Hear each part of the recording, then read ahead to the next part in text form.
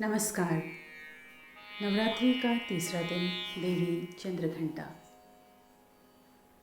ये सारी चीज़ें मैं इसलिए समझाने का प्रयास कर रही हूँ कि जब हम समझ पाएंगे तो जो प्रश्न हमारे लिए होते हैं बच्चों के द्वारा, हम उनको उसका आध्यात्मिक और वैज्ञानिक भाव समझा सकते हैं, क्योंकि वही मूल रूप है हमारे त्योहारों का, हमारी ट्रेडिशंस का, हमारी संस्कृति का।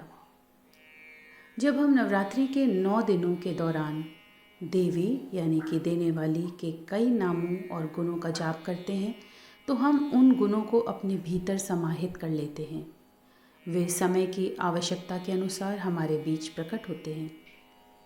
चंद्रघंटा। चंद्रघंटा शब्द का क्या अर्थ है? चंद्र, चंद्रमा, जिसका अर्थ है मन। मन अपने उतार चढ़ावों को सहता रहता है। आमतौर पर हम अपने दिमाग से लड़ते हैं।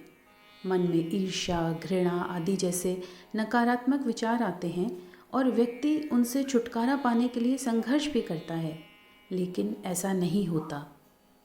आप अपने मन से छुटकारा नहीं पा सकते। अपने दिमाग से भागने का कोई फ़ायदा नहीं। मन हमारी छाया की तरह है। हम उस समय निराश और बेचैन हो जाते हैं जब हमारा मन किसी नकारात्मक भावना से ग्रस्त होता है। हम विभिन्न तकनीकों द्वारा उनसे मुक्त होने का प्रयास भी करते हैं, लेकिन ये थोड़े समय के लिए ही काम करता है। कुछ समय बाद मन वापस पहले जैसा हो जाता है। उससे छुटकारा पाने के लिए शायद संघर्ष नहीं करना चाहिए। चंद्र भी भावनाओं और विचारों के विभिन्न रंगों को दर्शाता है। वैक्सिंग और वेनिंग ऑफ मून चंद्रमा के विभिन्न चरणों के समान है। घंटा का अर्थ यानी एक घंटी जिससे केवल एक प्रकार की ध्वनि उत्पन्न होती है। क्या हमने कभी घंटी से कई आवाज़ें सुनी हैं?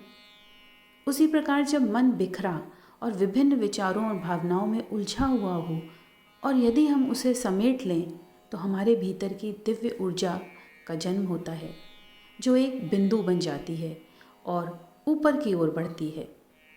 चंद्रघंटा का यही अर्थ है, वो अवस्था जहाँ बिखरा हुआ मन स्थिर हो जाता है और केवल एक ही चीज़ के प्रति समेकित हो जाता।